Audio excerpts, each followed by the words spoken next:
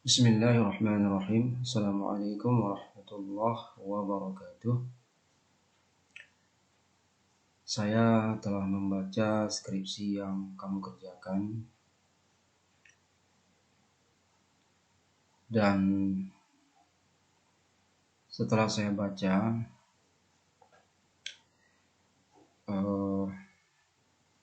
saya menemukan sejumlah kekurangan ya dari bab 4 yang telah kamu kerjakan ini.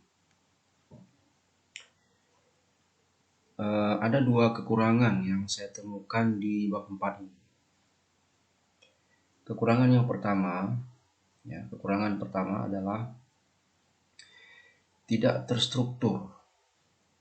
Tidak terstruktur. Jadi bab 4 yang kamu kerjakan ini tidak terstruktur.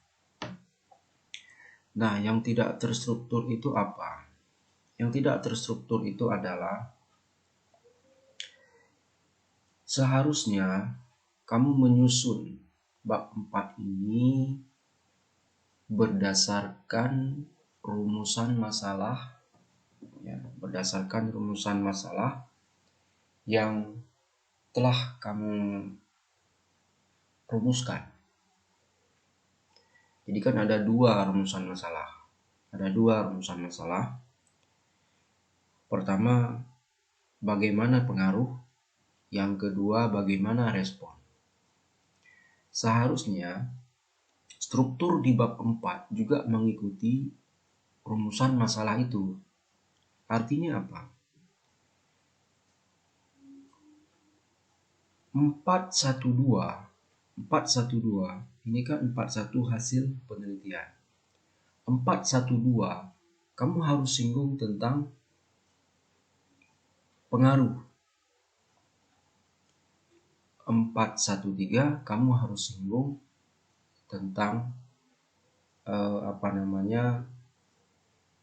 respon. Itu contohnya. Jadi sistematis dia. Dengan sistematis seperti itu, apa kelebihannya? Pertama, kita membaca pun enak.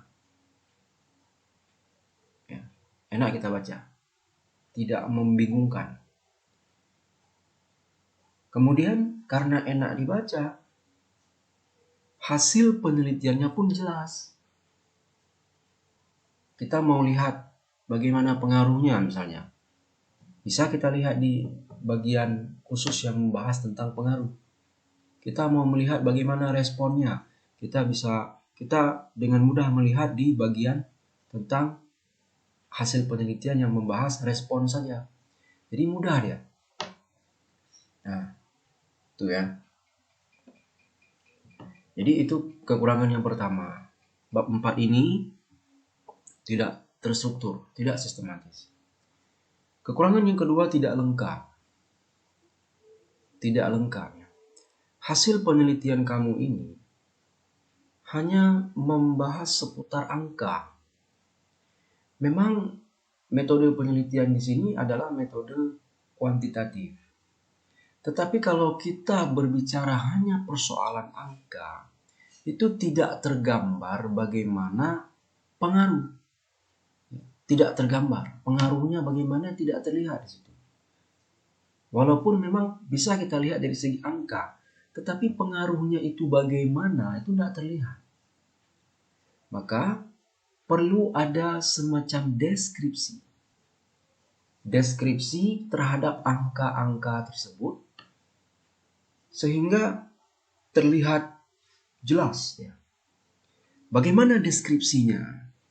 Nanti akan saya jelaskan lebih lanjut. Jadi itu dua hal ya. Pertama, tidak terstruktur. Kedua, tidak lengkap. Nah, untuk pembimbingan kali ini, saya hanya akan fokus di dua hal itu dulu. Sebelum kita lihat aspek yang lain. Jadi kalau sudah struktur, sudah oke, kemudian dia sudah lengkap, tentu untuk melihat aspek yang lain lebih mudah. Ya. Nah, gitu ya. Jadi kita fokus pembimbingan di situ saja dulu. Oke. Tadi saya sudah menyebutkan bahwa kekurangan dari bab 4 ini yang pertama tidak terstruktur, yang kedua tidak lengkap. Atas dasar itu, saya sudah membuat struktur bab 4. Ya, struktur bab 4. Struktur bab 4 ini kamu ikuti. Kamu ikuti pola dari struktur bab 4 ini di skripsi kamu. Ikuti saja pola yang saya jelaskan ini. Ya. Oke, kita mulai. Pertama tentu harus ada ini ya, bab 4 hasil penelitian. Ya. Kemudian jangan lupa spasi. Ya, ada jarak antara ini dan ini, ada jarak 2 spasi. Ya. Berikutnya kita melangkah ke hasil penelitian 41 hasil penelitian. Nanti 42 pembahasan. Mengapa kita bagi 41 hasil penelitian, 42 pembahasan? Karena ini. Jadi ini harus terpisah, tidak digabung. Tidak boleh digabung. Dan saya melihat kamu sudah membuat seperti itu ya. Sudah bagus. Artinya sudah dibagi ya. Oke. Hasil penelitian. Apa yang sebaiknya ada dalam hasil penelitian? Saya sudah membuat paragraf pengantar. Kamu ikuti saja paragraf pengantar yang saya buat ini. Ya. Nanti ini struktur ini akan saya kirimkan ke WA kamu, dan ini nanti boleh kamu langsung copy paste di bab 4 lalu kamu sesuaikan. Ya. Baik. Jadi sesudah kamu buat hasil penelitian, kamu buat saja ini. Ini di copy paste saja. Kemudian titik-titik ini kamu isi. Siswa apa? Ya, ini juga begitu. 1, 2. Ini 1, 2 ini rumusan masalahnya ya. Kemudian ini juga begitu. Ya. Oke. Selesai. Kemudian jangan lupa spasi untuk memisahkan antara paragraf ini dan subjudul. Jadi gunakan spasi supaya terlihat lebih rapi dan dibaca pun enak. Nah, buat penomoran berikutnya 411. 411 beri judul ini. Pengaruh media audiovisual terhadap. Nah, terhadap apa? Ya. Ini ya di rumusan masalah, berarti kamu masukkan di sini, kamu sambung sendiri ya, apa di sini. Ini kan di rumusan masalah, cuma saya menghilangkan bagaimanakah. Jadi tidak perlu bagaimanakah karena ini subjudul. Tidak perlu pakai bagaimanakah. Jadi kamu sambung saja di sini apa. Nah, mengapa harus kita bagi seperti ini? Karena ada rumusan masalah 1, bagaimanakah pengaruh. Maka kita bagi 411 pengaruh media audiovisual terhadap. Balik, kamu lihat rumusan masalah apa. Jadi isi di sini. Nah, karena ada 2 kelas kontrol, karena ada 2 kelas menggunakan teknik yang berbeda. Satu teknik konvensional, satu lagi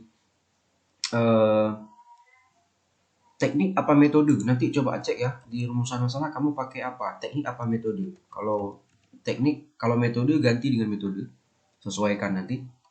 Nah, jadi karena ada 2 kelas, ada kelas kontrol dan ada kelas eksperimen dan menggunakan metode yang berbeda, kamu harus pisahkan. Nah, ini A.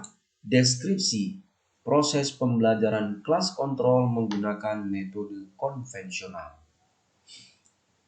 Nah, mengapa kita buat seperti ini? Supaya jelas tergambar bagaimana proses pembelajaran kelas kontrol berlangsung. Nah, itu. Kemudian apa yang harus ada di bagian A ini? Nah, ini sudah saya buat. Nanti kamu baca ini, ikuti pola yang sudah saya buat ini. Tapi ini bukan ini ya, ini hanya pola saja yang saya buat, kamu ikuti pola ini. Jadi apa yang harus ada? Nah, ini sudah saya buat instruksinya. Deskripsikan secara panjang lebar bagaimana proses terjadinya pembelajaran di kelas kontrol ini. Yang perlu dibahas di bagian ini adalah sebagai berikut. Nah, kamu tidak perlu tulis ini lagi. Ini hanya kalimat keterangan dari saya, apa saja yang perlu dibuat. Nah, sebutkan identitas kelas yang menjadi kelas kontrol beserta jumlah siswanya.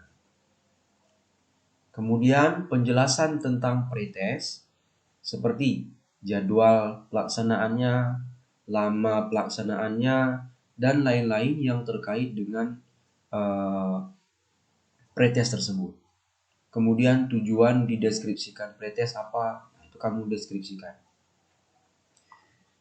Tentu dibuat berparagraf ya, ini hanya keterangan yang saya buat. Selanjutnya apa lagi? Deskripsikan suasana kelas selama proses pretest. Tidak perlu panjang-panjang, 1 atau 2 kalimat cukup.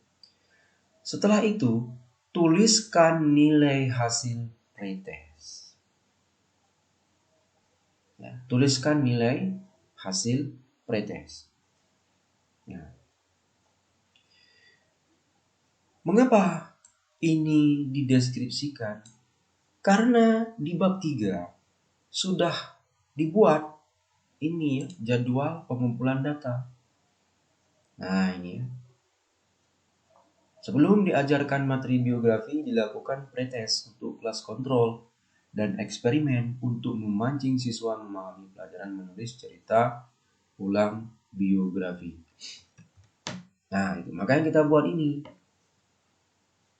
ya, di deskripsi proses pembelajaran kelas kontrol. Nah, sesudah kita buat yang ini, yang saya jelaskan tadi, apalagi? Buat berikutnya, hitung tabulasi nilai rata-rata. Ya, hitung tabulasi nilai rata-rata dari nilai pretest tersebut, lalu simpulkan apakah nilai pretest memenuhi KKM atau tidak. Mengapa harus hitung tabulasi nilai rata-rata? Sebab di bab 3 ya, di bab 3 di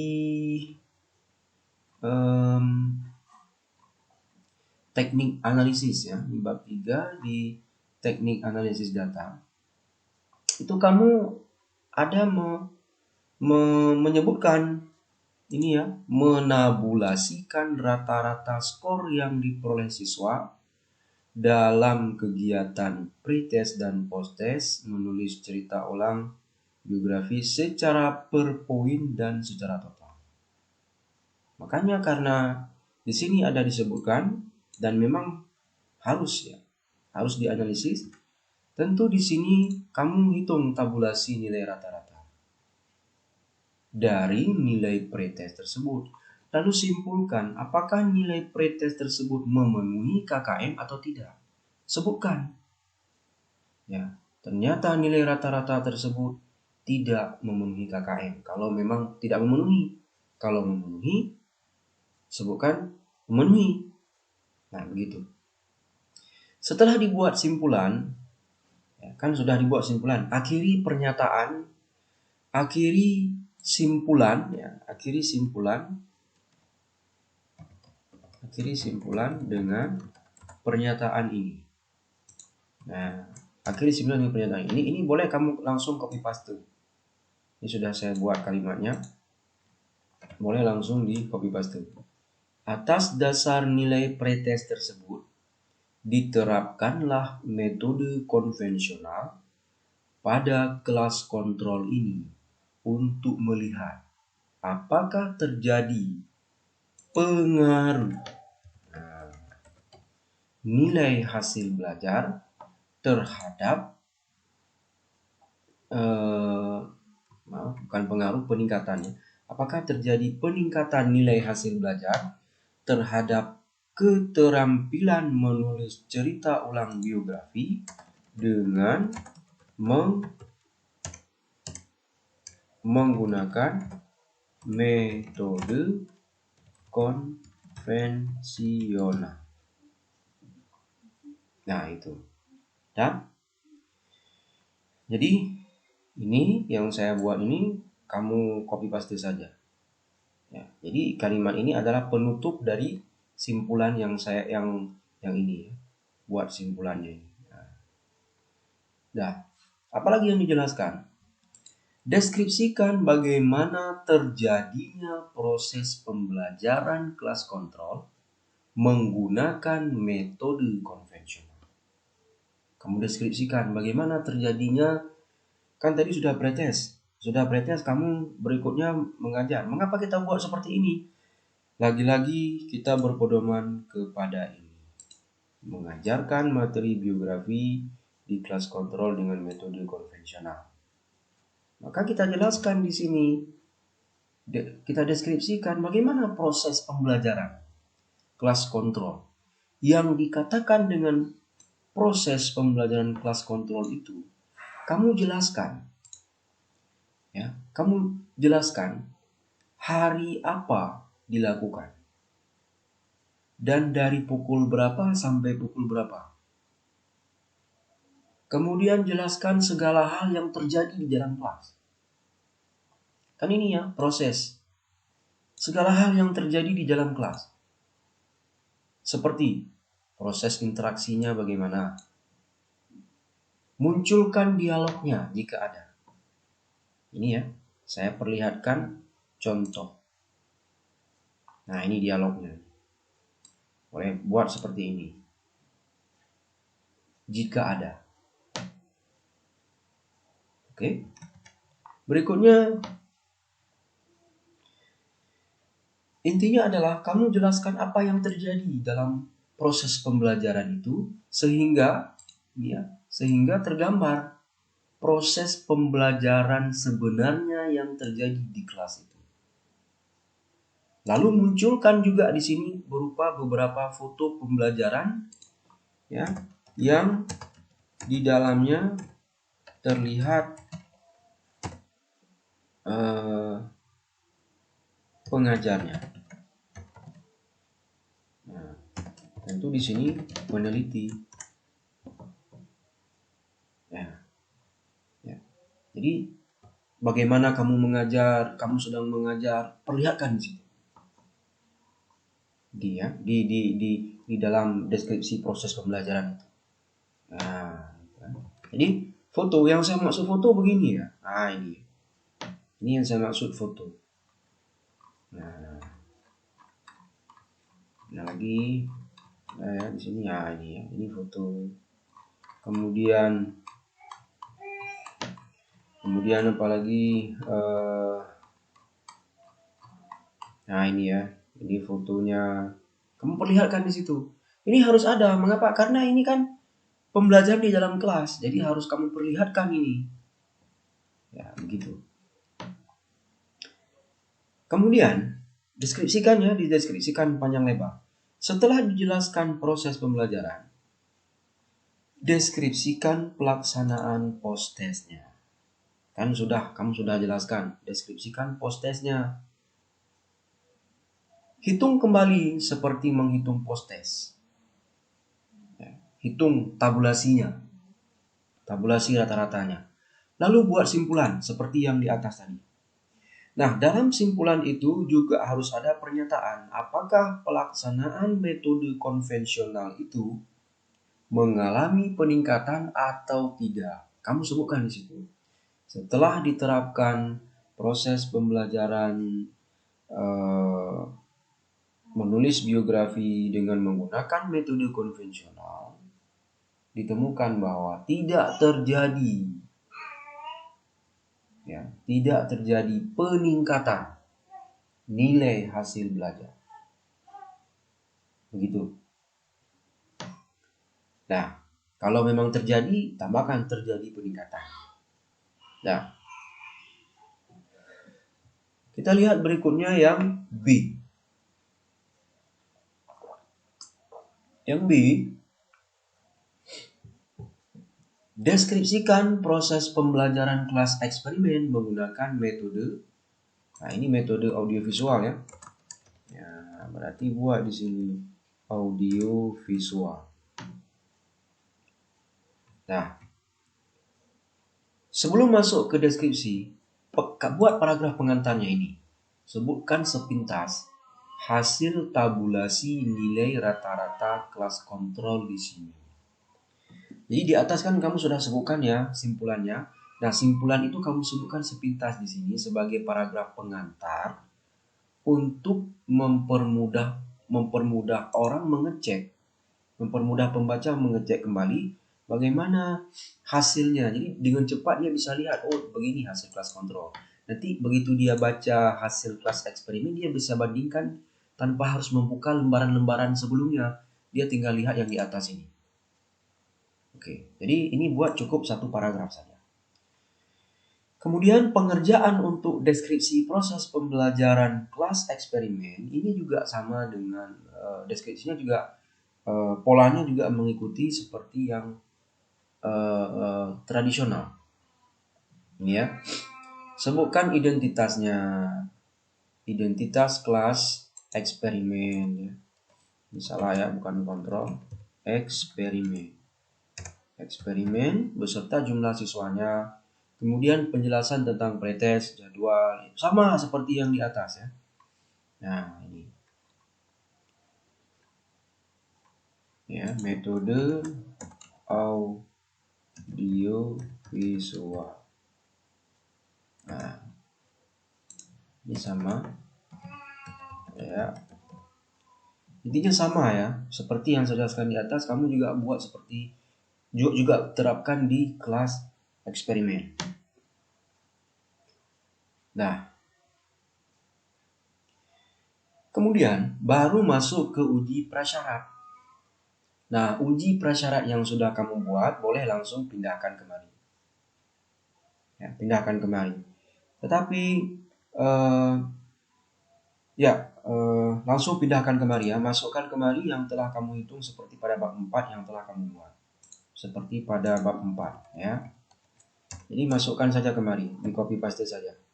Nah, jadi boleh. Cuma saya tidak tahu ya apakah angka-angka yang kamu buat itu merupakan rekayasa atau tidak.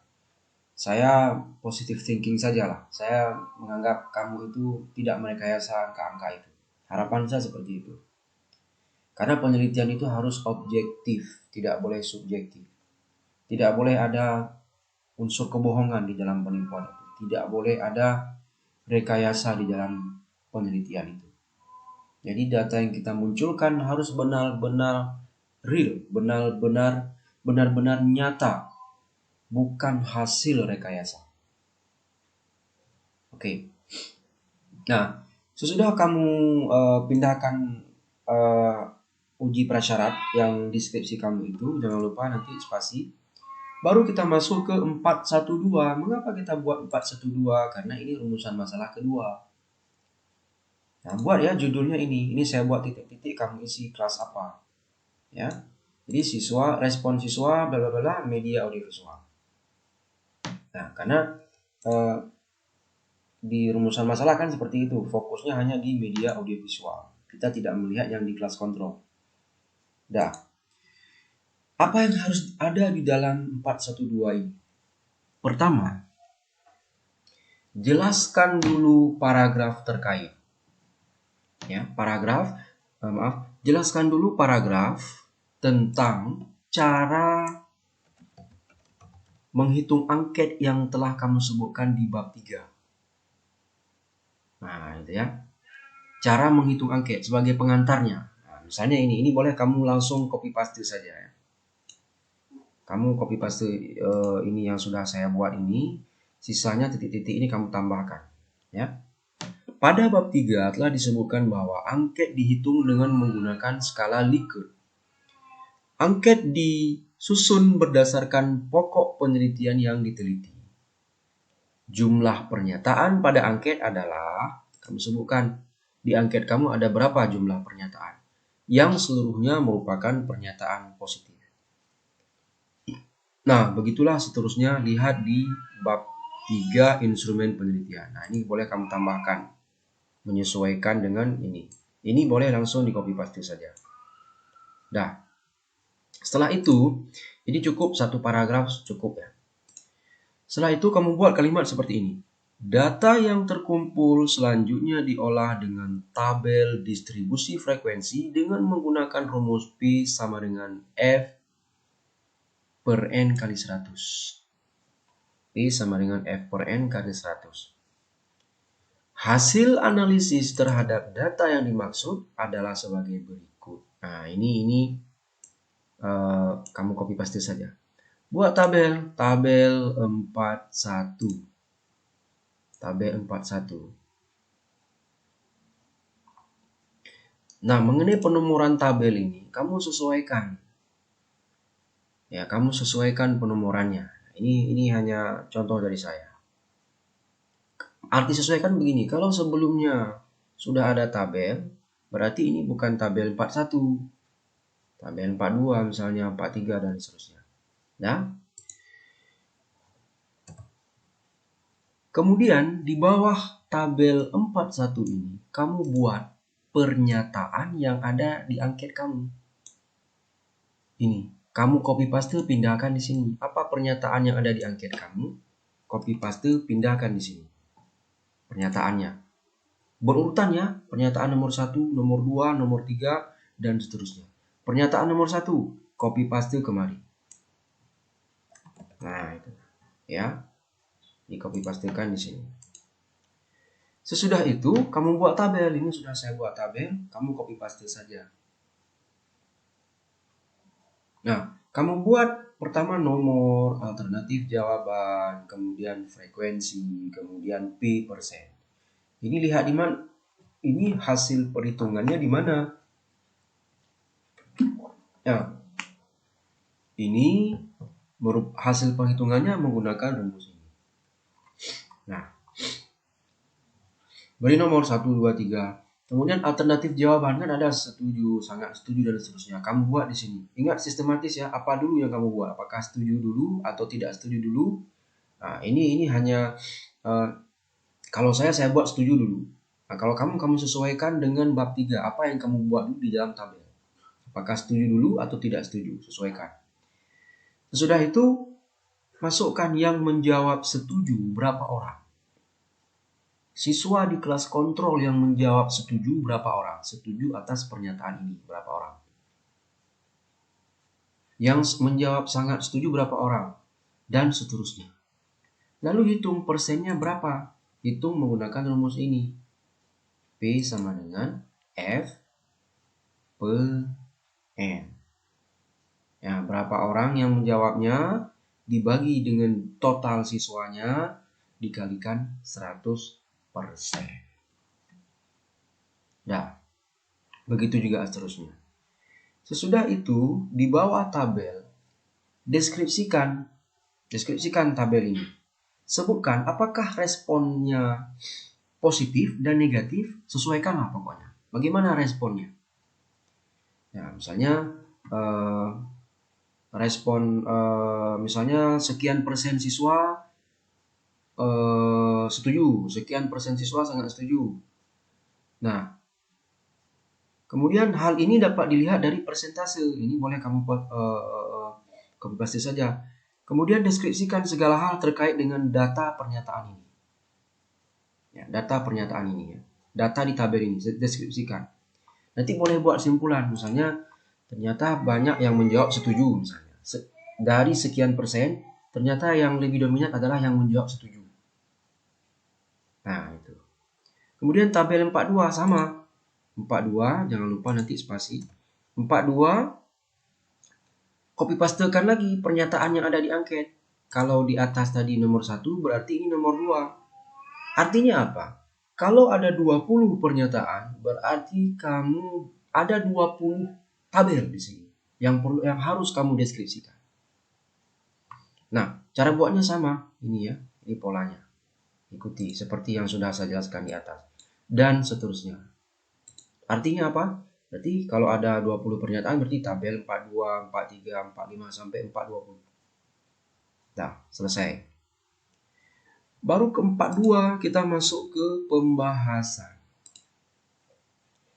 Apa yang perlu ada di bagian pembahasan ini? Nah, ini sudah saya buat rambu-rambunya. Pertama, munculkan latar belakang penelitian. Artinya apa? Informasi mengenai latar belakang. Ya, di bab 1 ya, yang di bab 1 kamu munculkan kembali di sini, tapi bukan copy paste bab 1. Kamu munculkan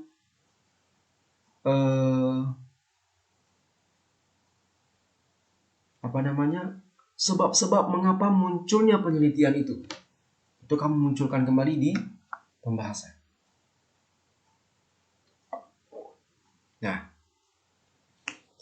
kemudian kamu sebutkan pernyataan hasil penelitian. Nah, di atas kan kamu sudah menjelaskan hasil penelitian. Kan ada pernyataan simpulannya apa? Ternyata pengaruh media audiovisual bagaimana? Kemudian pengaruh metode konvensional bagaimana? Nah, kamu sebutkan hasilnya saja, pernyataan hasil. Ya. Pernyataan hasil di sini tentunya kamu harus fokuskan pada rumusan masalah. Ya, artinya sesudah diteliti ditemukan bahwa pengaruh penggunaan media visual begini. Kemudian respon begini. Nah, itu. Nah, setelah itu kamu sebutkan apa hasil yang diharapkan dan tidak diharapkan. Ya, hasil penelitian di sini, hasil penelitian yang diharapkan dan tidak diharapkan. Kamu sebutkan. Nah, hasil penelitian yang diharapkan dan tidak diharapkan setelah kamu melakukan penelitian.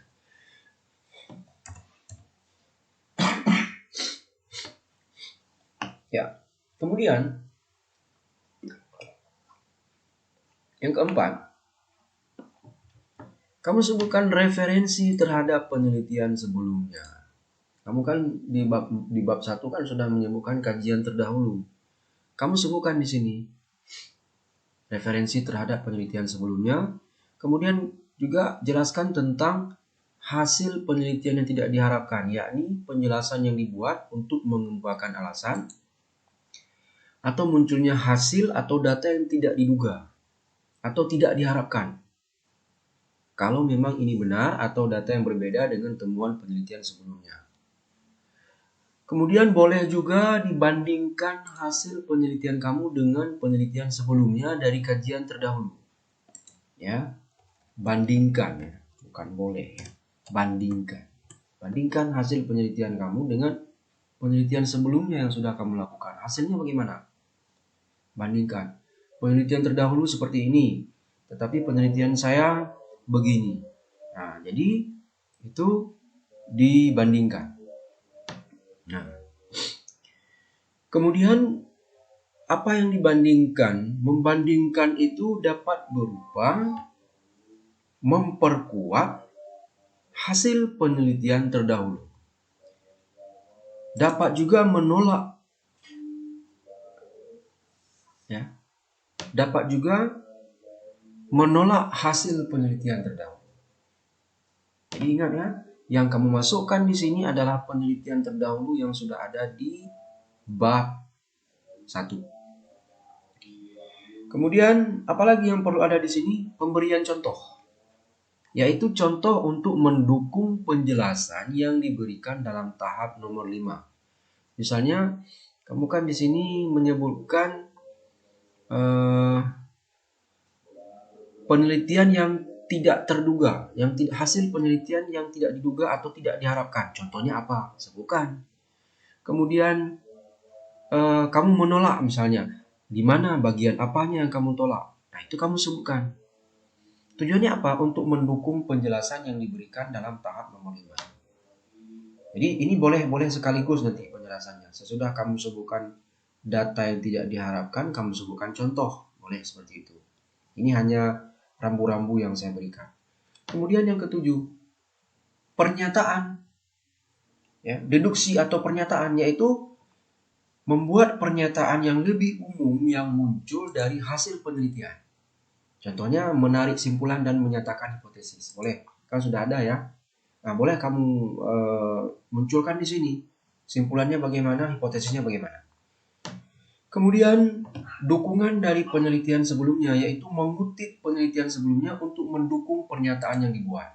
Nah ini ya, ini pernyataan ini boleh diperkuat dengan hasil-hasil penelitian sebelumnya yang ada di bab 1. Nah, berikutnya, apa yang perlu dilakukan? Sudah kamu bahas secara panjang lebar. 421. 421.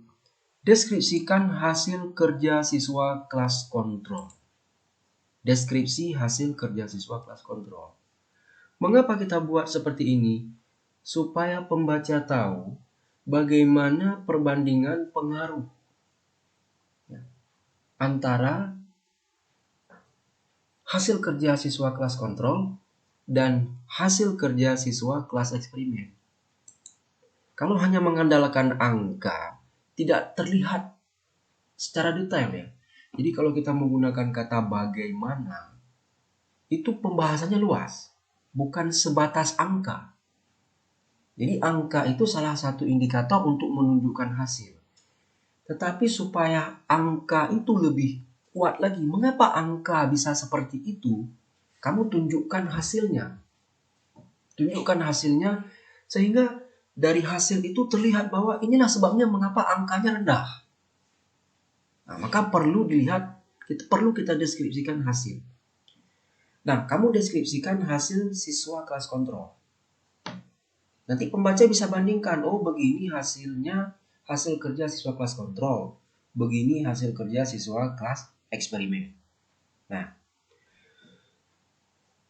ambil 5 sampel hasil kerja siswa, 5 saja. Ya, 5 saja. Ambil 5 sampel hasil kerja siswa kelas kontrol dengan nilai terendah dalam menulis cerita ulang biografi. Ini lihat saja post-testnya. Post-test, ya. Jadi ini saya buat lihat nilai post-test. Ya. Hasil kerja yang diambil adalah hasil kerja setelah diterapkan metode konvensional. Oh ini dia. Metode konvensional ini ya. Lihat nilai post-testnya, jangan yang pretest, yang post-testnya dia. Lalu deskripsikan kesalahannya dengan berpedoman pada tabel penilaian di bab 3. Ya, kamu kan sudah ada bab 3 ya di sini. Intinya penelitian itu bab 4 itu semuanya harus terkait dengan bab 3. Makanya itulah tujuannya di bab 3. Jadi bukan sembarangan kita tulis. Ya, seperti itu. Jadi deskripsikan kesalahan dengan berpedoman pada tabel penilaian di bab 3. Ini dia tabelnya. Pertama, kamu melihat struktur teksnya. Kedua, kamu lihat kaidah kebahasaannya. Nah, berarti fokus pembahasan di situ. Nah, ini sudah saya buat ya. Siswa NISN. NISN kamu sebutkan NIS-nya berapa di sini. Nah, kemudian sebutkan siswa ini mendapat nilai berapa. Sebutkan di sini. Lalu kamu jelaskan kesalahannya dengan membuat kalimat pengantarnya dulu. Adapun kesalahan, deskripsi, ya, deskripsi kesalahan dari hasil kerja siswa tersebut adalah sebagai berikut. Nah, ini boleh diambil, di copy paste, langsung deskripsikan. Nah, struktur teks. Mengapa kita buat struktur teks? Karena ini pedoman penilaian kamu ini struktur teks. Kamu deskripsikan kesalahan di bagian mana, mengapa salah, seharusnya bagaimana. Kemudian kaidah kebahasaan juga begitu. Deskripsikan kesalahannya di bagian mana, mengapa salah, dan seharusnya bagaimana. Nah, baru kemudian Oh ya, ini kita beri nomor saja supaya jelas ya. Nomor 1. Oh, tidak perlu ya, karena sudah ada NISN, tidak perlu lagi nomor. Nah, kemudian karena ada 5, berarti 5 siswa ditampilkan di sini. Siswa NISN, nah NISN berapa? Nah, ingat penyusunan ini dari terendah ya, terendah. Nilai siswa yang terendah kamu ambil. Di sini juga begitu, deskripsikan ini ya, deskripsikan di bagian mana, ya, di bagian mana yang salahnya, kemudian sebutkan mengapa itu salah, ya, dan seterusnya, dan seterusnya. Jadi ada 5. Oh, ini sudah saya buat nih. Nah, kemudian apa lagi? 422, deskripsi hasil kerja siswa kelas eksperimen. Ya, deskripsi hasil kerja siswa kelas eksperimen. Nah, ini juga sama seperti penjelasan saya untuk kelas kontrol. Nah, ini ada struktur teksnya. Nah, kalau ini ambil nilai yang paling tinggi untuk kelas eksperimen, nilai yang tertinggi. Ambil nilai yang paling tinggi ya. Nah, kamu deskripsikan. Nah, itu ya. Pasti ada kesalahannya lah ya di kelas eksperimen, tetapi kesalahan itu tentu